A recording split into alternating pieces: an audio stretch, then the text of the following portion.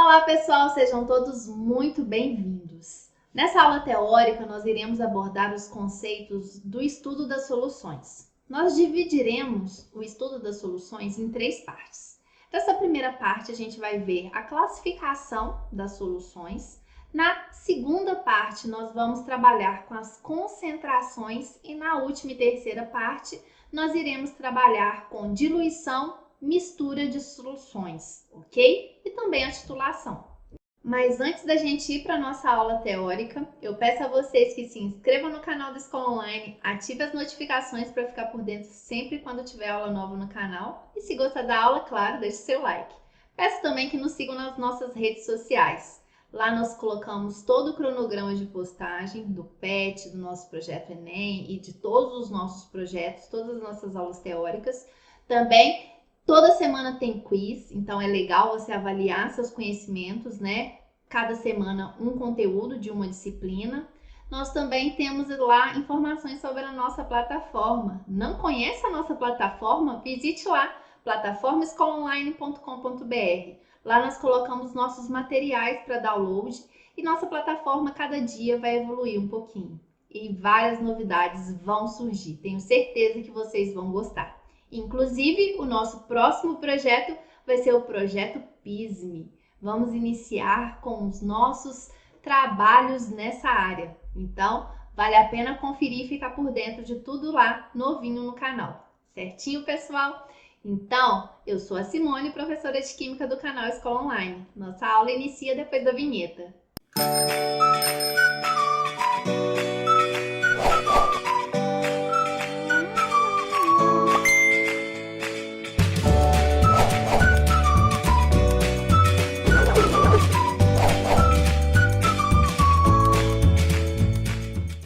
Vamos iniciar nosso conteúdo falando um pouquinho das soluções e de suas classificações. Mas antes, vamos conceituar o que é solução. Então, nós vimos lá no conteúdo introdutório da Química, sistemas, classificação de sistemas quanto a homogêneo e heterogêneo. Nós sabemos que um sistema homogêneo é aquele sistema que vai apresentar uma única fase. E quando esse sistema homogêneo ele é uma mistura, nós classificamos esse sistema homogêneo como uma mistura homogênea, mas nós também podemos denominá-la como solução. Então, toda solução ela é uma mistura homogênea. É uma mistura em que nós vamos ter uma substância que nós vamos chamar de soluto e outra substância que nós vamos chamar de solvente, ok? O soluto é aquela substância que vai estar em menor quantidade e o solvente em maior quantidade. O soluto é a substância que será solubilizada e o solvente vai ser a substância que promove a solubilização, ok? Quanto à classificação, nós podemos classificar o sistema homogêneo, que é uma mistura, em relação ao seu estado físico. O que é estado físico, professora? É o estado de agregação da matéria. Nós temos a matéria em três estados físicos fundamentais: sólido, líquido e gasoso. E nós podemos classificar uma solução, uma mistura homogênea, como uma substância, uma solução sólida, líquida ou gasosa. Então, o que seria exemplo de uma solução sólida? Uma mistura homogênea sólida. São, por exemplo, ligas metálicas. Ligas metálicas, gente, é uma mistura de metais que formam uma mistura homogênea. A gente consegue identificar apenas uma única fase. Por exemplo, ouro 18 quilates, que é uma mistura de ouro, prata ou ouro e cobre. O bronze, que também é uma mistura. O aço, né, que também, apesar de ter um elemento que não é um metal, mas é considerado uma liga metálica, porque a maior parte da sua composição são metais. Então, nós temos carbono, ferro, se for um aço cromado, cromo, né? Então, exemplos de soluções sólidas são as ligas metálicas. Soluções líquidas. Então, gente, essa é a parte aqui que nos conceitos de química são as soluções que realmente nós estudamos, né? Que mais estudamos, que são as soluções líquidas. Exemplo, vinagre, suco, água mineral, onde nós vamos ter soluto solubilizado num solvente líquido, ok? Então, aqui, ó, quando a substância é classificada como sólida, tanto o soluto quanto o solvente são sólidos. Aqui, quando as substâncias são classificadas como líquidas, necessariamente e obrigatoriamente o solvente é líquido, ok? Não necessariamente o soluto é líquido, pode ser líquido, sólido ou gasoso. E as substâncias gasosas, né? Substâncias não, desculpa, as soluções gasosas são exemplos de soluções no estado gasoso. Por exemplo, o ar, né? A gente sabe que o ar é mistura de oxigênio, nitrogênio, dentre outros gases. E obrigatoriamente todos os dois, né? Todas as duas substâncias compostas dessa mistura, dessa solução, são gases. Certinho, pessoal? Então, uma primeira classificação aqui das soluções é quanto ao estado de agregação, o estado físico da matéria. Uma segunda forma de classificar uma solução vai ser quanto à sua condutividade elétrica, né? Nós temos duas situações. Ou a solução, ela conduz corrente elétrica ou não conduz. Quando ela é uma boa condutora de eletricidade, é porque ela possui íons livres em sua solução. E aí, essas soluções são chamadas de eletrolíticas. Já as que não conduzem, são más condutoras, elas não possuem íons livres e são chamadas de não eletrolíticas ou moleculares. Então, vamos lá. Aqui, gente, nós temos o exemplo do sal, né? O cloreto de sódio sólido, quando em água, vai produzir os íons Na+, e Cl-, sofrendo aqui o processo de dissociação.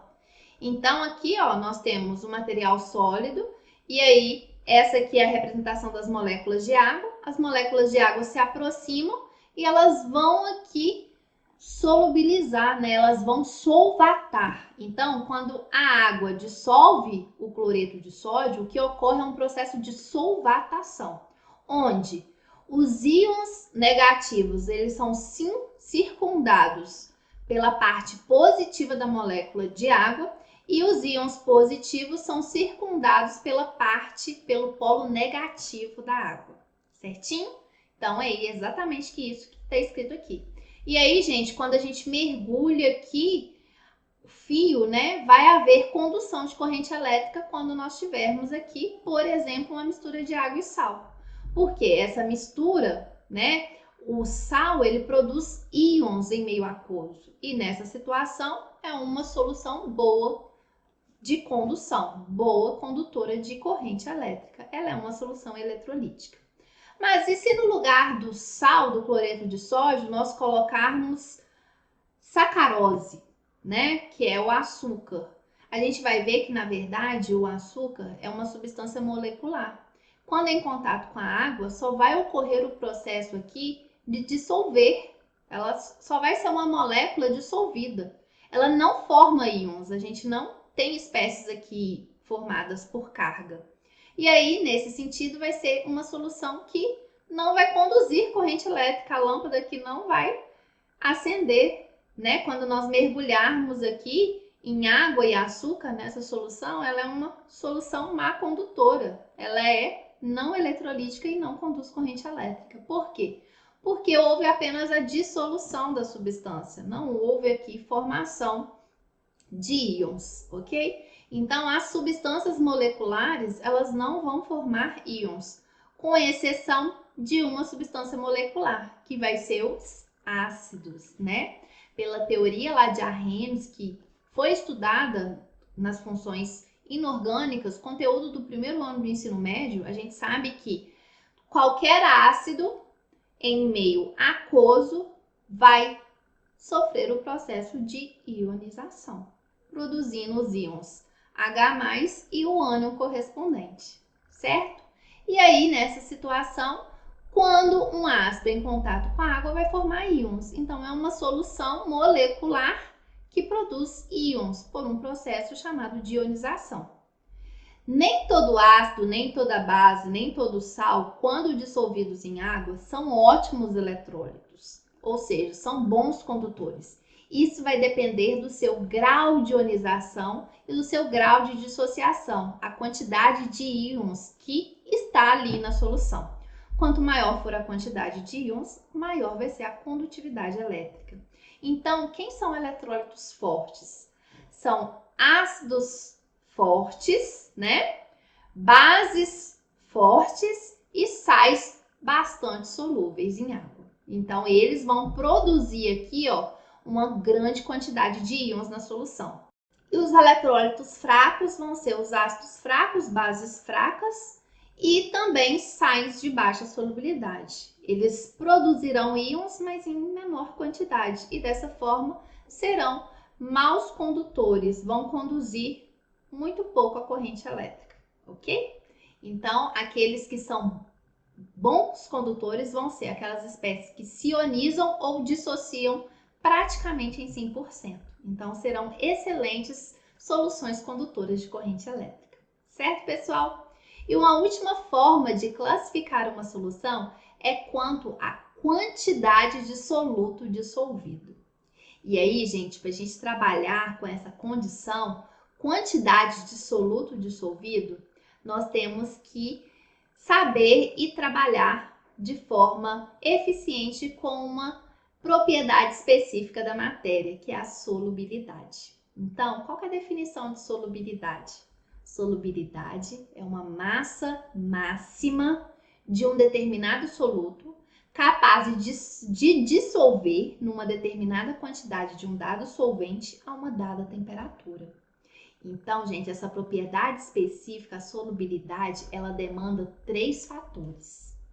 É uma massa máxima de soluto que é dissolvido numa determinada quantidade de massa dissolvente numa dada temperatura, ok? Então, por exemplo, aqui eu apresento a solubilidade do cloreto de sódio em função da temperatura. A gente vê que com o aumento da temperatura, o que está acontecendo aqui com a solubilidade? Ela está aumentando. Esses valores aqui, gente, o que corresponde?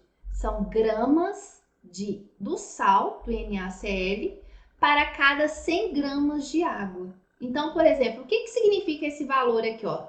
Na temperatura de 30 graus Celsius, o valor de 36,3. Corresponde aqui, na temperatura de 30 graus Celsius, é possível solubilizar no máximo 36,3 gramas de NaCl em 100 gramas de água. Ai, professora, que coisa esquisita falar 100 gramas de água. Sim, gente, nós utilizamos aqui a unidade em gramas, mas também poderia falar aqui ml, porque a gente sabe que a densidade da água é 1 grama por ml. Então, 100 gramas corresponde a 100 ml, é uma informação muito importante, ok? Então, gente, como que nós vamos classificar a solução quanto à quantidade de soluto? Então, pessoal, como nós vamos classificar uma solução quanto à sua quantidade de soluto dissolvido? Tudo será dependente em relação à solubilidade. Então, vamos lá. Nós iremos classificar uma solução quanto insaturada se a quantidade de soluto dissolvido numa dada quantidade de solvente for inferior ao valor de solubilidade. O que é isso, professora? Por exemplo, vamos considerar aqui na temperatura de 20 graus Celsius. Então, vamos ver aqui o valor de solubilidade a 20 graus Celsius. 20 graus Celsius, o valor de solubilidade do cloreto de sódio é 36, ou seja, é possível solubilizar 36 gramas do cloreto de sódio em 100 gramas de água a 20 graus Celsius. Se eu colocar 36,1, esse 0,1 gramas excedente, ele não é solúvel, é isso que significa. Então, se eu coloco 32 gramas de NaCl em 100 gramas de água a 20 graus Celsius, eu estou colocando aqui uma quantidade de soluto inferior à solubilidade. Dessa forma, quando essa situação ocorre, nós falamos que é uma solução insaturada. O valor aqui do soluto é menor do que o valor da solubilidade para essa quantidade aqui de solvente nessa temperatura, ok? E como vamos classificar uma solução como solução saturada? Solução saturada, ela vai apresentar uma quantidade de soluto dissolvido exatamente igual ao valor de solubilidade a uma dada temperatura. Por exemplo, se eu tiver 36 gramas de NaCl em 100 gramas de água a 20 graus Celsius, eu estou exatamente no valor de solubilidade. Então, eu classifico minha solução como saturada. Se a gente pegar na temperatura aqui de 50 graus Celsius, olha, é possível solubilizar 37 gramas em 100 gramas de água, certo? Então, se eu tiver 74 gramas em 200 gramas de água, é a mesma relação, né? Se 37 solubiliza em 100 gramas de água, se eu tiver o dobro de água, 200 gramas de água, então eu vou ter o dobro de soluto, 74. Certinho, pessoal? Acompanhar meu raciocínio? Então, a última classificação que nós vamos ver é a solução supersaturada, que é uma classificação especial. Então, vamos lá. Então, suponhamos que eu peguei aqui, ó, um recipiente, o sistema está a 20 graus Celsius, eu peguei 100 gramas de água e coloquei 37 gramas de sal. Então, gente, se eu peguei 37 gramas de sal a 20 graus Celsius, então vou olhar aqui, ó, 20 graus Celsius é solúvel em 100 gramas de água apenas 36 gramas. Se eu coloquei 37, o que aconteceu? 36 gramas foi solúvel e 1 grama ele não solubilizou. Quando a gente tem aqui, ó, na verdade agora nós temos uma mistura heterogênea, certo? Não é possível ver aqui uma parte que não solubilizou. Esse sistema aqui, ele é classificado como uma solução saturada com corpo de fundo. Ou seja, é uma solução que apresenta uma parte aqui que não solubilizou, que é chamada de corpo de fundo. Só que se eu pegar esse sistema aqui que está a 20 graus Celsius e aquecer, por exemplo, aquecer a 60 graus Celsius. Então, gente, a gente aquecendo, indo para a temperatura de 60 graus Celsius, a gente sabe que é possível solubilizar 37,3 gramas. Então, o sistema é o mesmo aqui do inicial, ó, 100 gramas de água, 37 gramas. Então, nessa situação, como que eu classifico aqui, ó? Se eu tenho 37 gramas de sal em 100 gramas de água a 60 graus Celsius. Então, a 60 graus Celsius, o valor de solubilidade é 37,3. Então, essa mistura aqui é uma mistura homogênea, só que ela é classificada como insaturada, porque o valor aqui do soluto é menor do que o valor da solubilidade numa dada temperatura.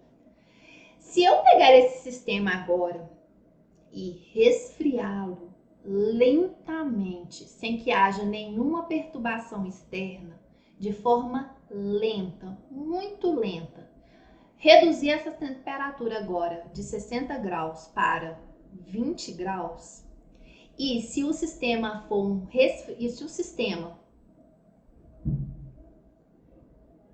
20 graus, e se o sistema for resfriado lentamente, sem que haja nenhuma perturbação externa, a solução ela vai permanecer homogênea. E aí, nessa situação, nós iremos classificar como solução supersaturada, ok? Por que solução supersaturada? Vai apresentar uma quantidade de soluto dissolvido superior ao valor de solubilidade numa dada temperatura. A gente viu aqui, ó, que a 20 graus Celsius é possível solubilizar 36. Mas esse sistema aqui, ó, tá com 37 gramas do sal solubilizado. Por que ela é classificada como supersaturada? Porque o valor de soluto é superior à solubilidade. Mas para chegarmos aqui nessa situação de solução supersaturada, nós precisamos foi preciso, né, fazer aqui um processo de aquecimento e resfriamento lento, ok? Então, nós só podemos classificar aqui soluções supersaturadas se falar que a solução foi preparada por meio de um aquecimento seguido de resfriamento e falar que toda a quantidade está solubilizada, tá bom? Para a gente classificar como solução supersaturada, existem condições que devem ser respeitadas. Certinho, pessoal? Então, vamos lá fazer algumas atividades para a gente fixar esse conteúdo? Então, vamos lá. Primeira atividade. Qual a menor quantidade de água capaz de dissolver 12,4 gramas de cloreto de sódio a 40 graus Celsius?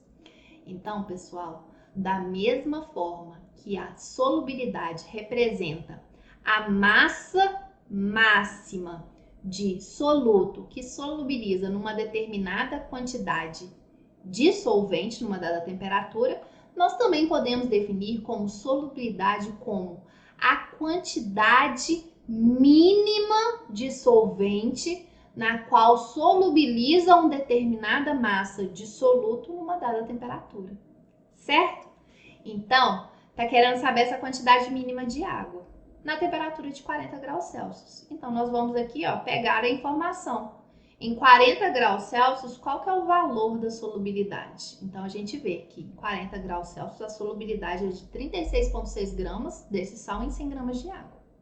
Então, qual que é a relação que nós temos aqui? A cada 100 gramas de água é possível solubilizar 36,6. Nós queremos saber a quantidade mínima de água para solubilizar 12,4. Então, regrinha de 3 simples, certo? Então, fazendo aqui, ó, multiplicando o cruzado, 12,4 vezes 100 dividido por 36,6, nós achamos aqui uma massa de solvente aproximada aqui de 34 gramas de água. Ou seja, a menor quantidade de água capaz de dissolver 12,4 gramas de cloreto de sódio é 33,9 gramas. Certo, pessoal? Bem tranquilo, né? Então, essa definição de solubilidade ela é muito importante. Vamos aqui fazer outra atividade. Então, aqui a gente vai estudar gráfico de solubilidade. É muito importante saber interpretar valores de solubilidade, tanto em tabelas quanto em gráficos. E a partir desse estudo desse gráfico, nós vamos fazer alguns exercícios.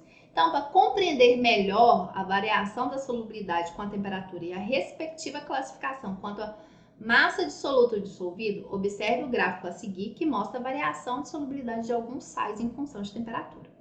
Então, nós temos aqui, ó, essa curva representa o sal nitrato de sódio, aqui nitrato de potássio, aqui cloreto de amônio, cloreto de sódio e sulfato de césio, tá bom? Então, nós vemos que não é regra, tá bom, gente? Muitas pessoas entendem que com o aumento da temperatura vai aumentar a solubilidade, mas isso não é regra. Isso varia de acordo com a substância. Por exemplo, aqui, ó, a gente vê que com o aumento da temperatura, a solubilidade do sulfato de césio, ele diminui, certinho?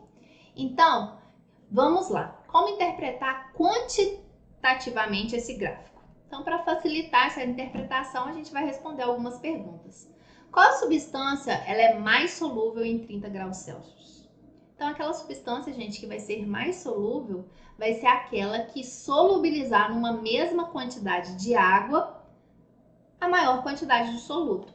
Aqui, gente, é um gráfico de gramas do soluto para cada 100 gramas do solvente, que é a água, tá bom? Então, todas essas informações aqui, ó, no eixo aqui Y, informa a grama do sal solubilizado em 100 gramas de água em diferentes temperaturas. Então, aqui, ó, 30 graus Celsius, qual vai ser o sal que vai ter a maior quantidade de soluto solubilizado em 100 gramas de água?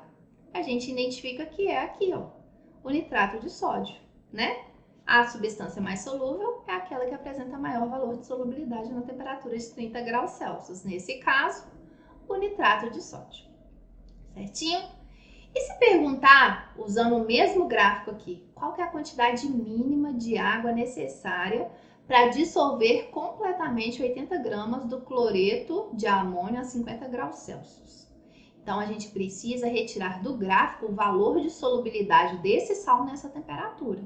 Então, aqui, ó, a 50 graus Celsius, nós podemos falar aqui que a solubilidade desse cloreto de amônio está aqui próximo de 39, né? Então, aqui está a informação, ó, a solubilidade. 39 gramas do cloreto de sódio a cada 100 gramas de água. Então, qual que é a quantidade de água que eu vou precisar para solubilizar 80? Então, gente, 39 gramas se solubiliza em 100. Para a gente solubilizar 80, X. Então, regrinha de 3 simples, a gente chega no resultado de 205, aproximadamente 205 gramas de água, certo? Outro questionamento, usando o mesmo gráfico. Como podemos classificar a solução de nitrato de sódio que tem 60 gramas desse sal dissolvido em 100 gramas de água a 30 graus Celsius? Então, gente, deu aqui a temperatura, então vamos encontrar o valor de solubilidade nessa temperatura. Então, vai ser esse ponto aqui. Nós podemos falar que é próximo de 95 gramas, certo? Que é o valor de solubilidade. Se eu tenho 60 gramas, esse valor aqui ele é inferior à solubilidade. Logo, nós classificamos essa solução como insaturada. Tranquilo, né? Mesmo gráfico.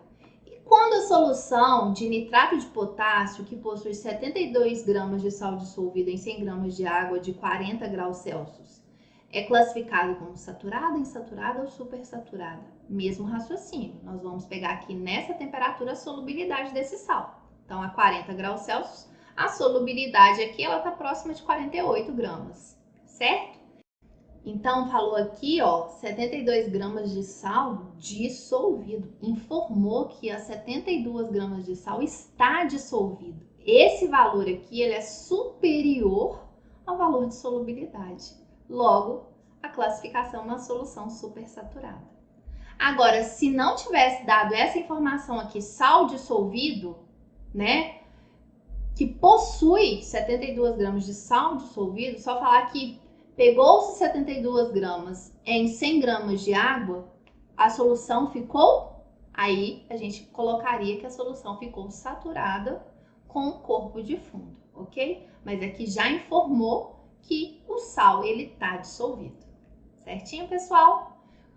Continuando, qual sal é mais solúvel a 0 graus Celsius? Então, nós vamos aqui em 0 graus Celsius, nós vamos ver também que continua sendo o mais solúvel o nitrato de sódio, ok?